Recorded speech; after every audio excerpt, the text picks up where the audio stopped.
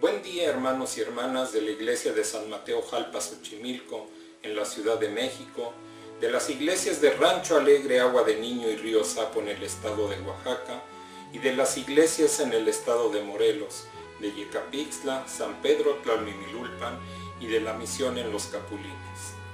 A nuestros hermanos que se congregan en otros movimientos y a los amigos que también nos ven y escuchan a través del canal oficial de nuestra congregación, la Divina Trinidad, les envío a todos un fuerte abrazo y un cordial saludo.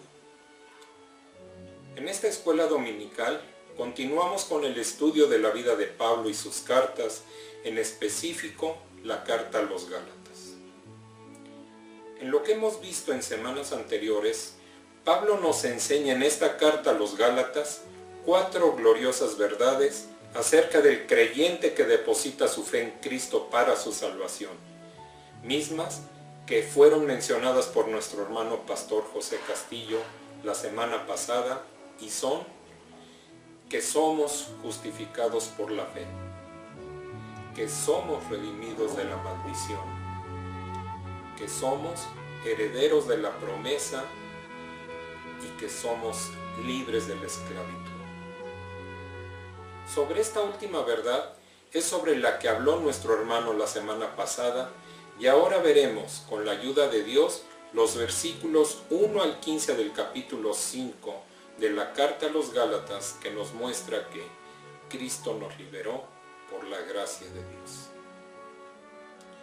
Antes de continuar, les pido, hermanos, hermanas, que inclinemos nuestro rostro y cerrando nuestros ojos, oremos al Señor pidiéndole como siempre que sea su Espíritu Santo guiándonos en el estudio de esta escuela dominical, enseñándonos lo que Dios quiere que aprendamos de su gloriosa palabra el día de hoy.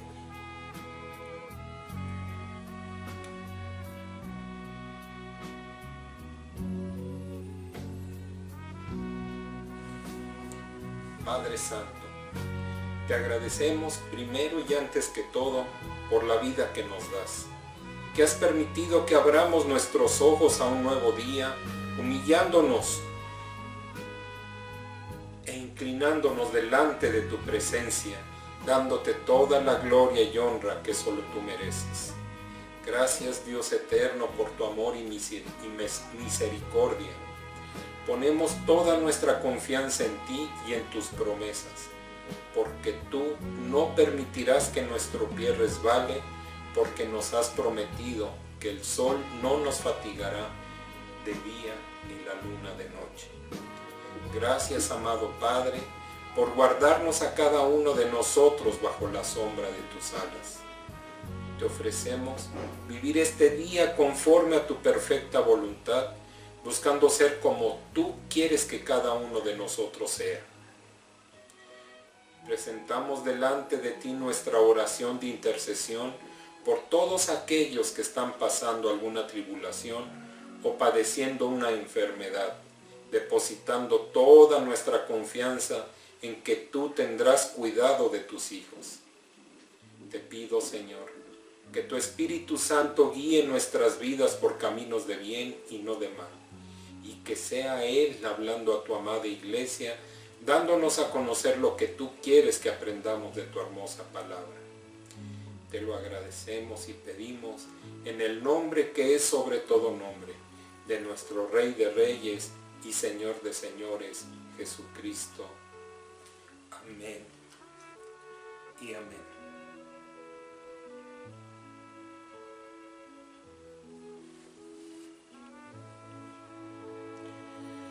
Ahora los invito a escuchar y entonar esta hermosa alabanza que nos dice que Él, Dios, nos eligió y nos amó, aún sabiendo que somos merecedores de nada.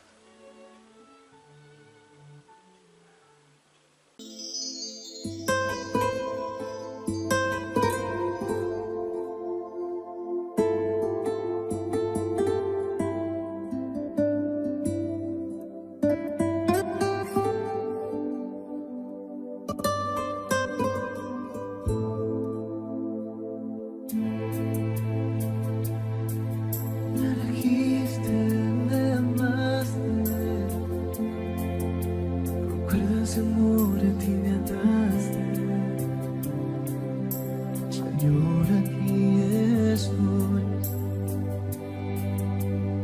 Señor, aquí estoy.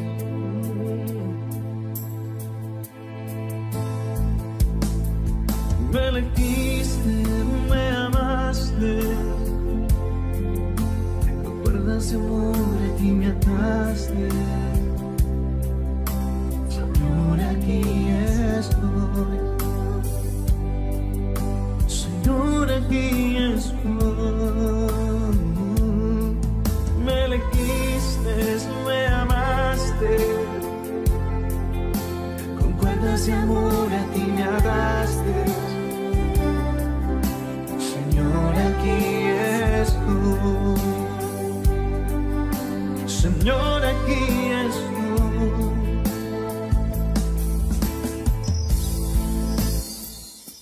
¿Por qué me amaste tanto si yo no lo merezco? Te abrazaste cuanto más lo necesitaba. ¿Por qué me amaste tanto si yo no lo merezco? Me abrazaste cuanto más lo necesitaba.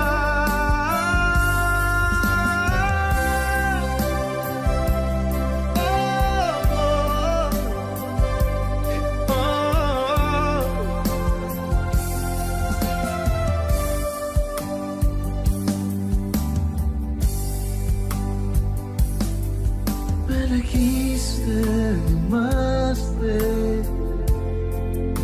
con cuerdas de amor a ti me ataste.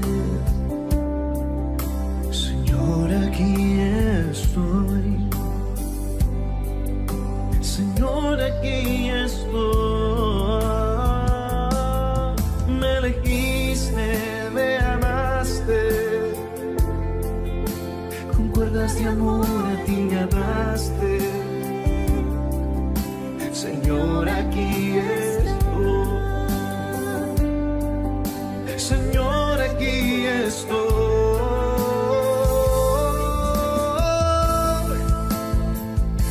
¿Por qué me amaste tanto si yo no lo merezco?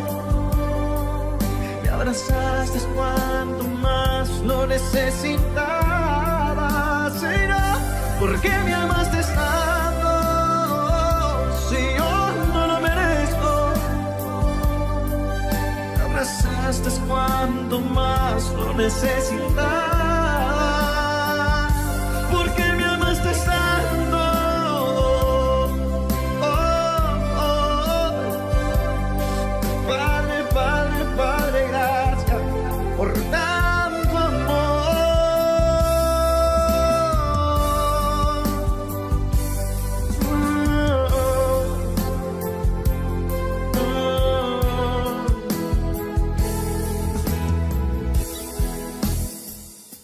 ¿Por qué me amaste tanto si yo no lo merezco? Me abrazaste cuanto más lo necesitaba. ¿Por qué me amaste tanto si yo no lo merezco? Me abrazaste, me amaste cuanto más lo necesitaba.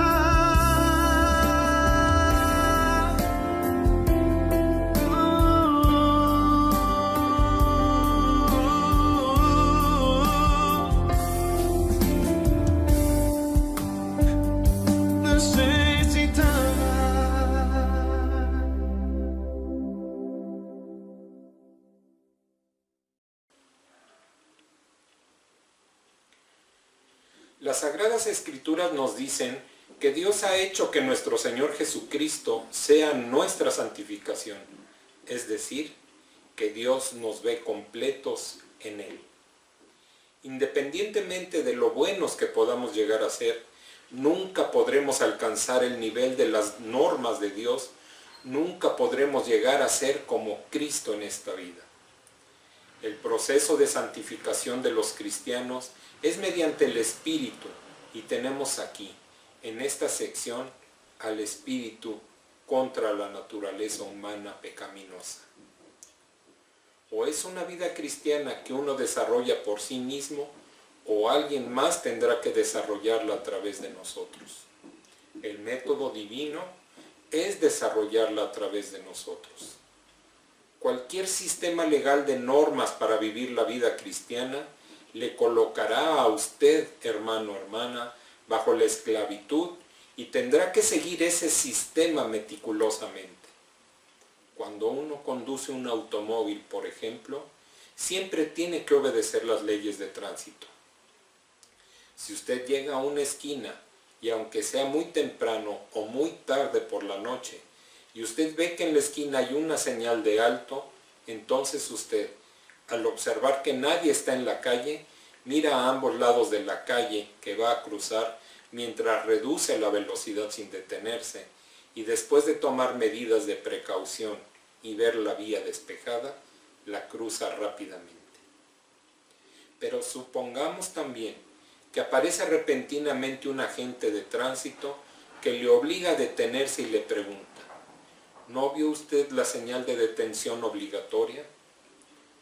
Entonces usted podrá responder para aliviar la tensión: sí, la señal sí la vi, a quien no vi fue a usted. Y el agente procederá a explicarnos una lección elemental sobre el significado de la señal y la importancia de cumplir esa ley. Por supuesto que usted ya conocía esa ley de tránsito, solo que pensó que el no cumplirla no le acarrearía consecuencias y decidió pasarla por alto. Si usted ha de conducir un coche, será mejor que se coloque bajo la ley, porque es evidente que muchos se saltan las señales de alto y causan accidentes. El cumplir escrupulosamente esas leyes constituye un ejemplo positivo de legalismo aplicado a la convivencia y seguridad ciudadana.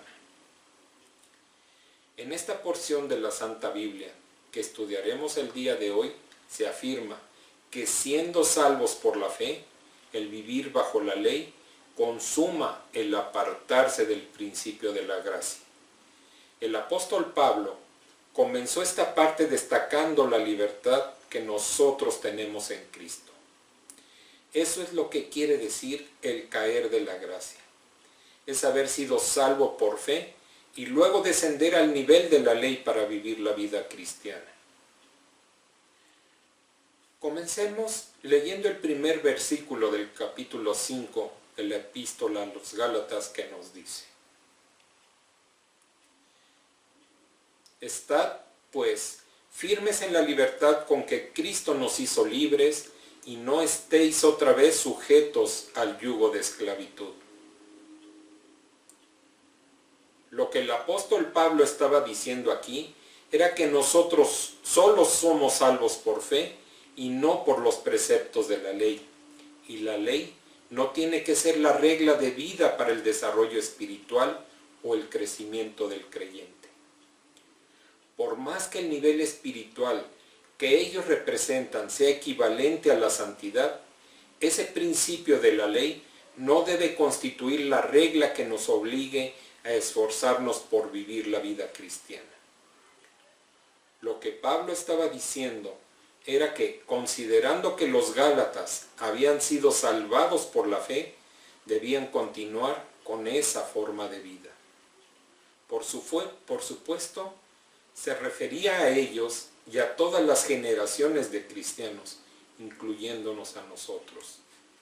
La gracia de Dios nos proporciona la morada y la plenitud del Espíritu Santo y nos capacita para vivir en ese nivel más elevado que la ley que Dios requiere. Toda esa provisión es nuestra al confiar en Jesucristo como nuestro Salvador. Al estar unidos a Cristo, recibimos todo lo que necesitamos, es decir, la salvación y la santificación. En Cristo tenemos libertad. Él no nos ha colocado bajo un pequeño sistema legal de reglas de obligado cumplimiento. No utilizamos los 10 mandamientos como leyes para la vida cristiana. De ninguna manera quiero decir que hemos de quebrantar los 10 mandamientos, pero hemos sido llamados a vivir en un nivel más elevado, y en ese nivel estamos cuando tenemos libertad en Cristo. Por eso, el primer toque de atención del apóstol Pablo en este primer versículo es a una invitación a recordar que Cristo nos liberó para que vivamos en su libertad, y es a la vez un llamamiento a mantenernos firmes en esa libertad, no sometiéndonos nuevamente al yugo de la esclavitud.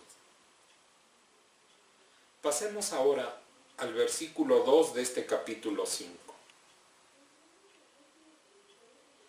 He aquí, yo Pablo os digo que si os circuncidáis, de nada os aprovechará Cristo. El rito de la circuncisión era el distintivo de la ley, y en este pasaje Pablo dijo que si ellos llegaban al punto de aplicarse la marca o el distintivo de la ley, que era la circuncisión, entonces Cristo no les serviría de nada. Pongamos un ejemplo de la vida diaria. Supongamos que usted está tomando una medicina por consejo médico y experimenta cierta mejoría, lo cual le hace ver la necesidad de continuar tomándola. Pero un amigo le recomienda otra medicina que a él le ha hecho bien, y entonces usted decide añadir a su tratamiento esa otra medicina por si la primera no fuera suficientemente efectiva. Cuando su médico se entere, le podría decir que elimine la otra medicina o que se decida con cuál de las dos desea continuar el tratamiento, porque de continuar con ambas, su salud podría empeorar y usted no se curaría. Así es que si se le agrega algo al principio de la gracia, a la provisión completa que uno tiene en Cristo y que ha aceptado por la fe, entonces está invalidando la obra de Cristo en su vida.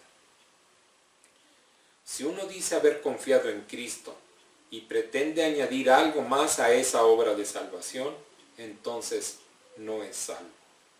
Si un creyente de aquella época llegaba al extremo de circuncidarse, que solo era la marca distintiva de la ley de Moisés, o si intentaba pasar por alguna otra experiencia para basar en ella su salvación, como podría ser el caso de una persona de nuestro tiempo, entonces la obra redentora de Cristo no le serviría de nada.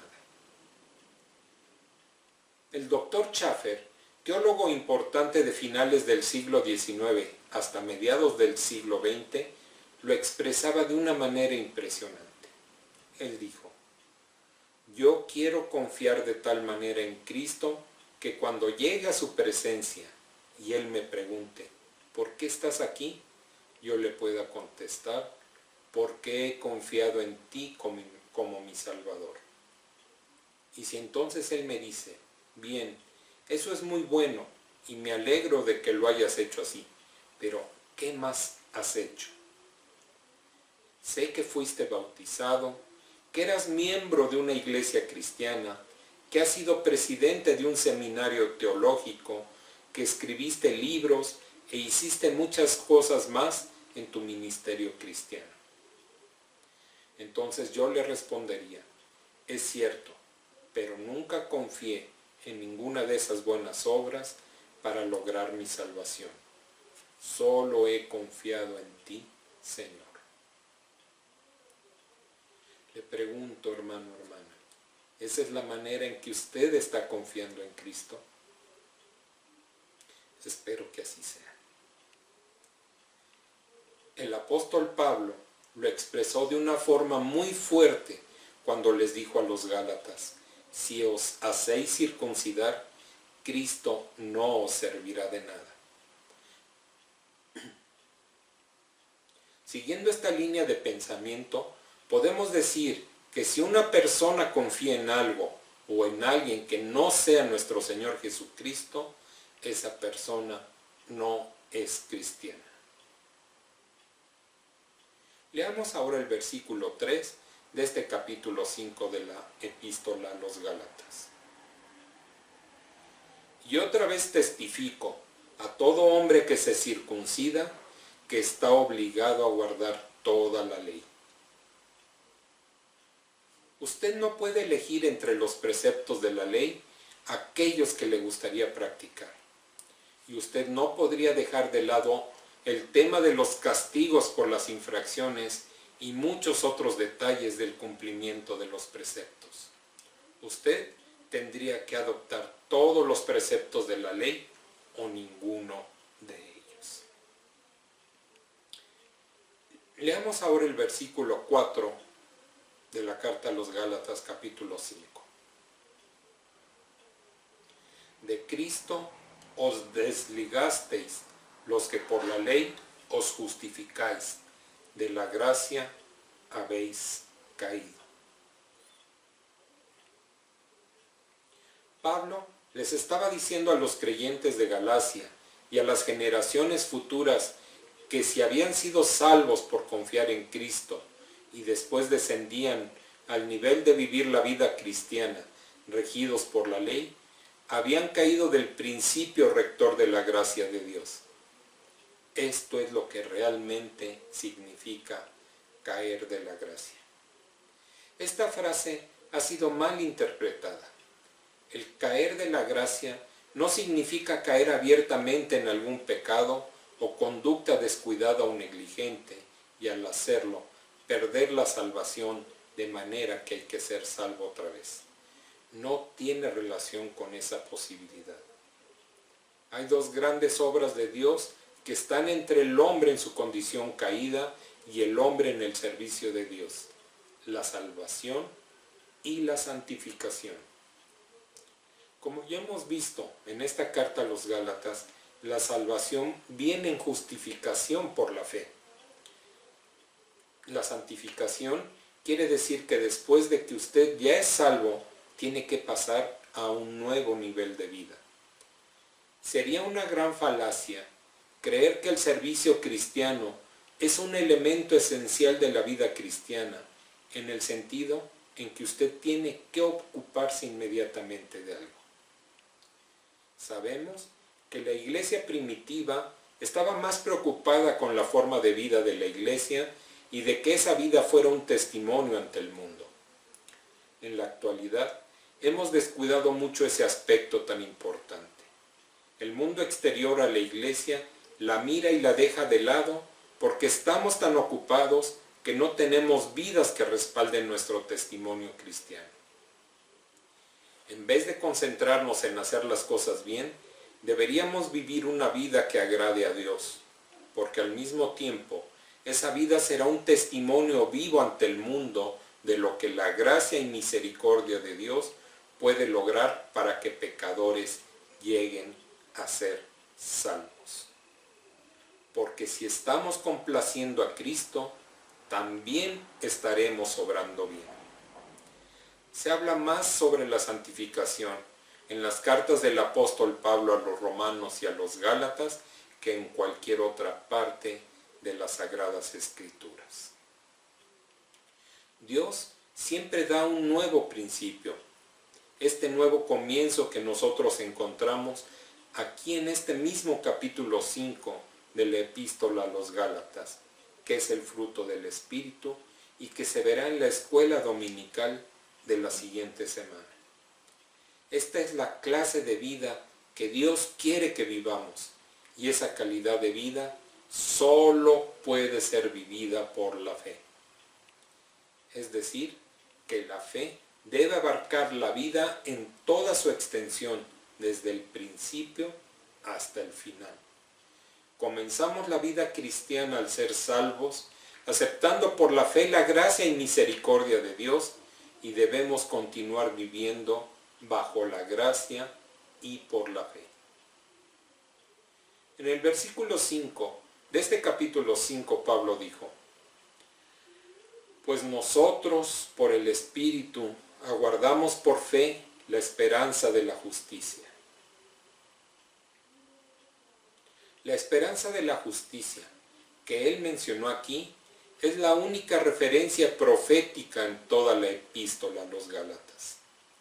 Esta referencia a la profecía fue especialmente destacada porque en todas las cartas del apóstol Pablo, él tuvo algo que decir acerca del arrebatamiento de la iglesia o sobre la venida de Cristo a este mundo a establecer su reino. Pero todo lo que dijo aquí en esta carta fue que aguardamos por fe la esperanza de la justicia, y en realidad la esperanza de la justicia es Cristo Jesús. La única esperanza es una esperanza bendita, feliz, y en Cristo recibimos la justicia de Dios. Todas las escuelas y tendencias de la profecía que generalmente fijan su posición en torno al carácter del milenio, o reino terrenal de Cristo, han citado a Martín Lutero y a los otros reformadores en el tema de la profecía. Pero no hubo, en la época de los reformadores, un desarrollo de la profecía más allá de lo que la iglesia primitiva escribió en su tiempo, hasta que llegó el siglo XX. Fue en ese siglo donde se registró un gran avance en ese tema. Ese movimiento se vio promovido por la aparición de institutos bíblicos y seminarios teológicos que enfatizaron la postura premilenialista y de esa manera impulsaron a otros a estudiar más detenidamente el tema de la profecía, surgiendo entonces los amilenialistas y postmilenialistas. En su tiempo, la persona de Cristo constituyó el tema principal, así como la salvación pasó a ser más adelante el tema más destacado.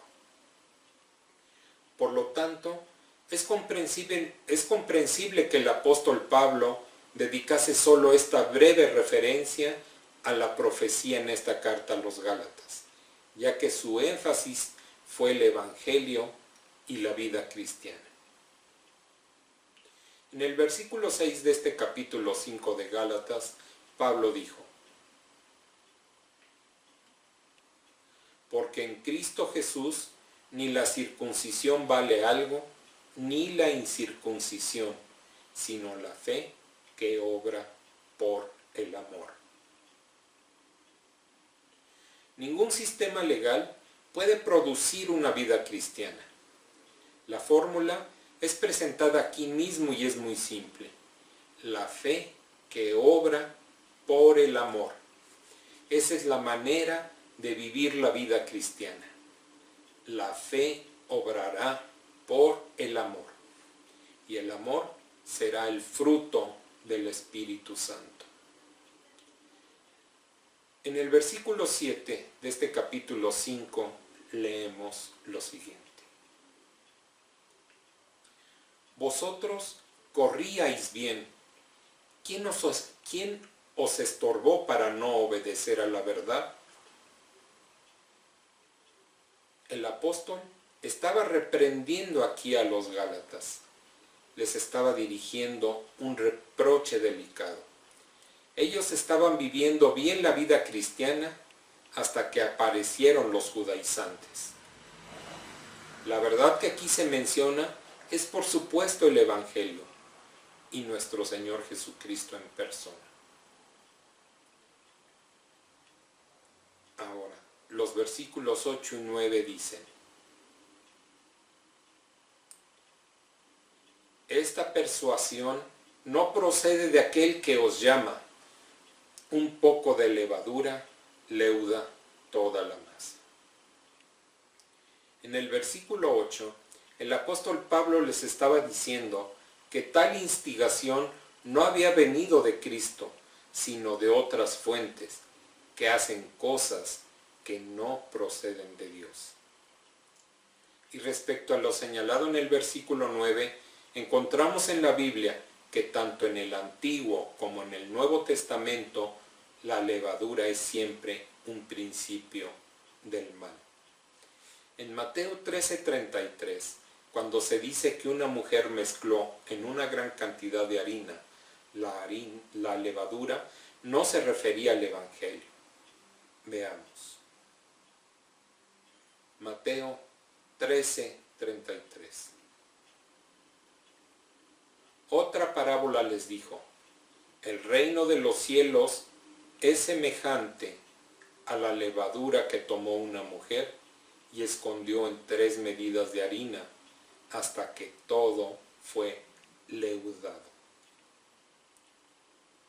En realidad, Pablo dijo que eso no era en absoluto el Evangelio. Jesucristo mismo advirtió a sus discípulos de la levadura de los fariseos, como vemos en el Evangelio de Mateo capítulo 16, versículo 6. Y Jesús les dijo: mirad, guardaos de la levadura de los fariseos y de los saduceos. Nosotros, hermanos, debemos ser advertidos o prevenidos en la actualidad contra la levadura del legalismo, que es muy perjudicial. El legalismo dice que cuando Cristo murió en la cruz por usted y por mí hace casi 2000 años, Él no nos dio una salvación completa. Y entonces tenemos que pasar por otros ritos, como por ejemplo el bautismo, o métodos de vida o experiencias para recibir lo que nos falta. Es muy claro, hermanos, que hemos recibido todo cuando aceptamos al Señor. Todo, así con mayúsculas y subrayado y con negritas. Todo. Puede que tenga experiencias espirituales después de haber sido salvo, pero ellas no añaden nada a su salvación. Cristo fue el que logró nuestra salvación. En la parábola de la levadura que ya hemos citado, la mujer tomó la levadura y la mezcló en una cierta cantidad de harina que era un símbolo del Evangelio. En otras palabras, la levadura ha sido escondida en el Evangelio y ello lo hace aceptable al ser humano, pero no es lo correcto. Quizá usted ha observado a un panadero cómo hace un pan y antes de introducirlo en el horno deja la masa afuera un rato para que se levante. Luego la toma y la pone en el horno, pero ya tiene la levadura. Después saca las hogazas de pan y uno las prueba y entonces es evidente que al tener la levadura, el pan tiene un sabor mejor. Entonces podemos apreciar en consecuencia que hay mucha levadura que está siendo colocada en el Evangelio para hacerlo más sabroso, más apetecible para la gente. Veamos ahora el versículo 10 de este capítulo 5 de la carta a los Gálatas. Yo confío respecto de vosotros en el Señor, que no pensaréis de otro modo, mas el que os perturba llevará la sentencia, quien quiera que sea. Pablo creyó que los Gálatas, en última instancia, iban a rechazar la enseñanza de los judaizantes. Él dijo aquí que confiaba en ellos y en que cuando tuvieran los pies sobre el suelo y apartaran su cabeza de entre las nubes, regresarían al Evangelio que les había sido predicado originalmente. Y entonces se darían cuenta de que la enseñanza de los judaizantes había sido una intromisión, que había sido como la levadura y que quienes perturban a los cristianos serán castigados por Dios. En el versículo 11 leemos: y yo, hermanos, si aún predico la circuncisión, ¿por qué padezco persecución todavía? En tal caso, se ha quitado el tropiezo de la cruz. Esto es algo importante de notar. Él dijo: si aún predico la circuncisión, ¿por qué padezco persecución todavía? El añadir algo al Evangelio lo hace aceptable para muchas personas. El Evangelio por sí mismo no es aceptable, no es digerible para el hombre natural. La predicación del Evangelio enoja a muchas personas. Pablo estaba diciendo, si estoy incluyendo algo más en el Evangelio, ¿por qué estoy siendo perseguido? Continuó diciendo en este versículo, en tal caso, se ha quitado la ofensa de la cruz. En realidad, la cruz de Cristo es una ofensa para todo aquello de lo cual el hombre se enorgullece. Es una ofensa para su moralidad porque le dice que sus obras no le pueden justificar ante Dios. Es una ofensa para su filosofía porque apela a la fe y no a la razón. Es una ofensa para la cultura del hombre porque sus verdades son reveladas a los niños. Es una ofensa para su sentido de categoría social porque prefiere a los pobres y humildes. Es una ofensa para su voluntad porque requiere una rendición incondicional. Es una ofensa para su orgullo porque muestra la extremada maldad del corazón humano. Y es una ofensa para su propia identidad porque le dice que tiene que nacer otra vez espiritualmente. Por esa misma razón, muchos predicadores o maestros que están proclamando la necesidad de experimentar un nuevo nacimiento, tienen problemas con quienes los oyen. A muchos no les agrada escuchar esta idea porque creen que están bien tal como se encuentran. Estoy seguro de que la mayoría de nosotros que ha intentado comunicar el Evangelio no quiere ofender personalmente a nadie. En todo caso, que no seamos ni usted ni yo los que contrariemos a las personas, sino que sea el mensaje mismo del Evangelio el que las contraríe y ofenda. En el versículo 12 de este capítulo 5 leemos también: ojalá se mutilasen los que os perturban. Lo que Pablo estaba diciendo es: me agradaría que esos judaizantes fuesen quitados de entre vosotros.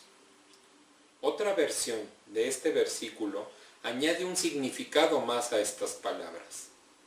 En ese caso, Pablo hablaría con sarcasmo, sugiriendo que sus contradictores, los judaizantes, no se limiten a circuncidarse, sino que lleguen al extremo de castrarse o mutilarse. Quizá sería una posible alusión a ciertos ritos paganos practicados en Galacia, como hacían los sacerdotes del culto a Cibeles, en Asia Menor. Y quizás se refería también a Deuteronomio, capítulo 23, versículo 1, donde se excluía del pueblo al que se hubiera mutilado de esta manera. En el versículo 13 continuó diciendo el apóstol: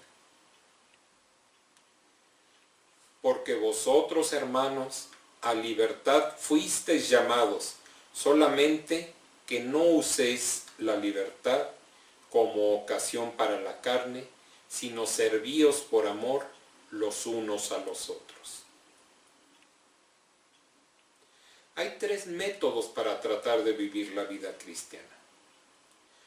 2 de estos métodos no dan resultado. Uno es una vida de legalismo, que el apóstol Pablo ya había estado comentando. El segundo es una vida licenciosa, de dar rienda suelta a los instintos de la naturaleza humana pecaminosa, que el apóstol Pablo discutió en su carta a los Romanos en su capítulo 6. Ahí se planteó la pregunta: ¿pecaremos porque no estamos bajo la ley, sino bajo la gracia? Y la respuesta de Pablo fue contundente: de ninguna manera. Usted no puede vivir en pecado y ser creyente.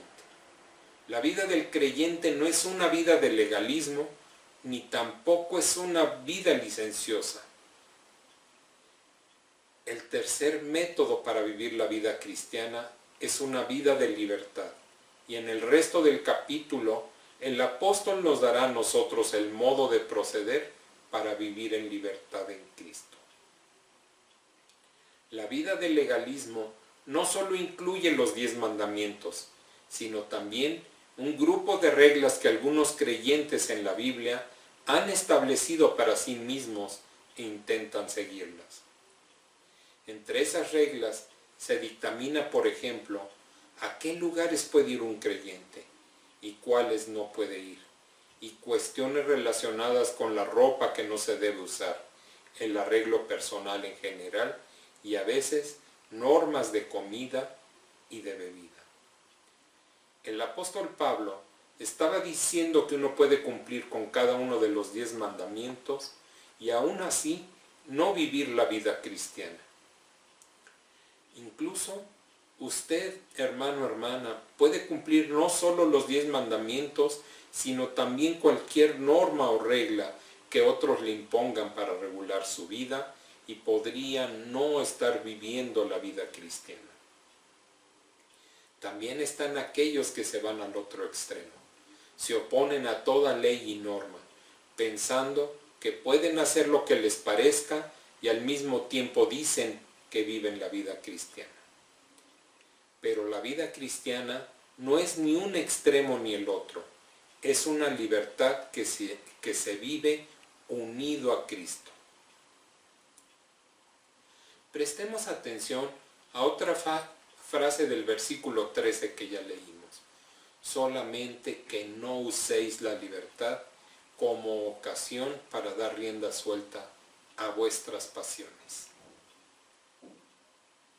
¿Qué significa para el creyente el Evangelio de la gracia? Es la gracia y no la ley la que nos libera de hacer el mal y nos permite hacer el bien. La gracia no nos pone en libertad para pecar, sino que nos libera del pecado. El cristiano peca, pero no practica el pecado. Es que el creyente debería desear el agradar a Dios, no porque debe agradarle como un esclavo, sino porque es un hijo o una hija y quiere complacer a su Padre. El creyente hace lo que Dios quiere, no porque teme hacerlo de otra manera, como si Él fuera un enemigo, sino porque quiere hacerlo porque Dios es su amigo. Dios es el que le ama y sirve a Dios, no por presiones externas como la ley, sino a causa de un gran principio interior, inclusive mejor, la vida de Cristo que está dentro de Él. Nosotros servimos a Dios porque le amamos. Jesús les dijo a sus discípulos en el Evangelio de San Juan capítulo 14, versículo 15. Si me amáis, guardad mis mandamientos. Luego, el apóstol Pablo iba a reducir todo este asunto a una simple declaración y entonces ampliaría lo que quería decir. Leamos los versículos 14 y 15 de la carta a los Gálatas en su capítulo 5. Porque toda la ley en esta sola palabra se cumple. Amarás a tu prójimo como a ti mismo. Pero si os mordéis y os coméis unos a otros, mirad que también no os consumáis unos a otros. El versículo 14 nos muestra que la ley fue reducida al mínimo común denominador. Esta es la prueba de fuego para aquellos que creen estar viviendo de acuerdo con la ley. La palabra clave es amor. El versículo 15 deja bien claro que ese amor del cual nos habla el versículo anterior necesitaba ser expresado mutuamente en las iglesias de Galacia. Como resultado de las incursiones de los maestros falsos, la iglesia estaba dividida y enzarzada en amargos conflictos. Los seguidores de los legalistas y aquellos que permanecían firmes en su fe fueron comparados a fieras que se devoraban unas a otras. Y esta situación estaba muy lejos del ideal bíblico de convivir en unidad, de amor, y amenazaba destruir a la iglesia en el sentido de perder su testimonio individual y también colectivo. Hay muchas cosas que en sí mismas no son malas, pero pueden llegar a obsesionarnos y controlar nuestra vida de manera que ocupen el lugar de las cosas espirituales. Algunos cristianos pueden aficionarse tanto a un pasatiempo favorito que éste podría apartarles completamente de la palabra de Dios. ¿Y qué diremos del control que ejerce la televisión en nuestra vida personal y familiar? Hay que aclarar que no estamos sujetos a ninguna ley que nos prohíba tales cosas. En última instancia, se trata de si somos libres para agradar a Dios y disfrutar de la vida, la familia y los bienes que Él nos da, o si estamos esclavizados a ciertas cosas que nos apartan de los valores espirituales, de la comunicación con Dios, y en el plano humano hasta nos aíslan de la comunicación con los demás, lo cual está mal y nos perjudica gravemente.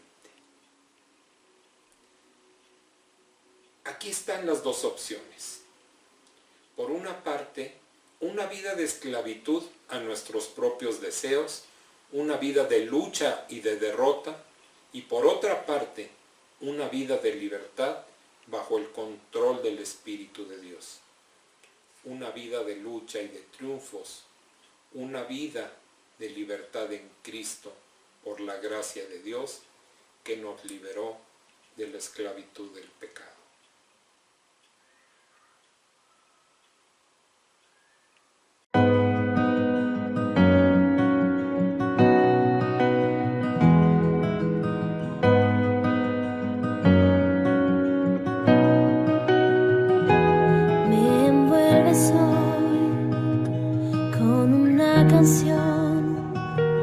Melodía de tu amor, me das libertad en la adversidad, ya no hay más temor, ya no soy esclavo del temor, yo soy hijo de Dios, ya no soy esclavo del temor, yo soy hijo de Dios. Antes de nacer, escogido fui por tu gran amor, volví a nacer, pertenezco a ti, tu sangre fluye en mí, ya no soy esclavo del temor, yo soy hijo de Dios, ya no soy esclavo del temor, yo soy hijo de Dios.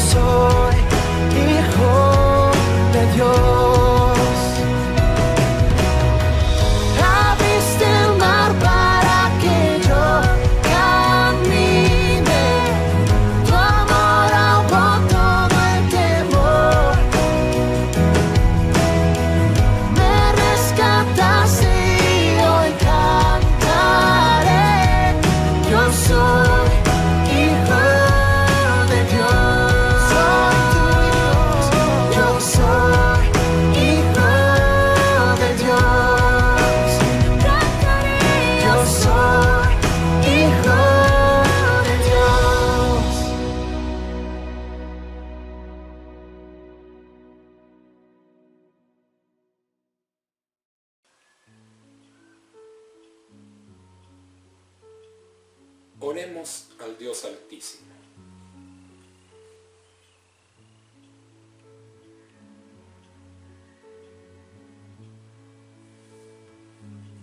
Padre del cielo, que gobierna sobre todas las cosas, te damos toda la honra, honor y gloria por los siglos de los siglos. Te agradecemos por tu palabra en esta escuela dominical. Gracias porque nos enseña que Cristo nos liberó por la gracia de Dios y que no necesitamos hacer algo más porque todo ya está hecho. Te agradecemos porque nos has dado la sabiduría y entendimiento necesarios para conocer qué es lo que tú quieres y esperas de cada uno de nosotros. Te pido, Señor, que tu palabra hermosa quede grabada en lo más profundo de nuestro ser. Pon en cada uno de nosotros un corazón dispuesto y bondadoso para seguir cumpliendo tus propósitos de vida en cada uno de nosotros. Que todo lo que salga de nuestra boca sirva solamente para compartir tu evangelio verdadero y demos a conocer que cualquier cosa adicional que hagamos está de más.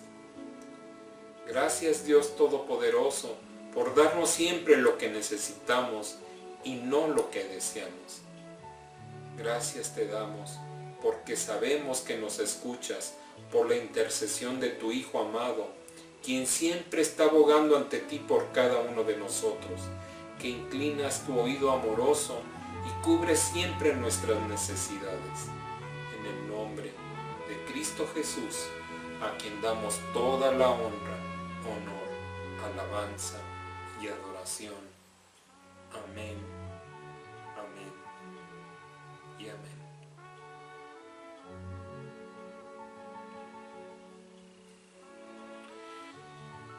Que la gracia de nuestro Señor Jesucristo, el amor eterno e incomparable de Dios el Padre y la comunión con su Santo y bendito Espíritu sea con nosotros hoy y siempre. Amén. Bendiciones. Hasta la próxima.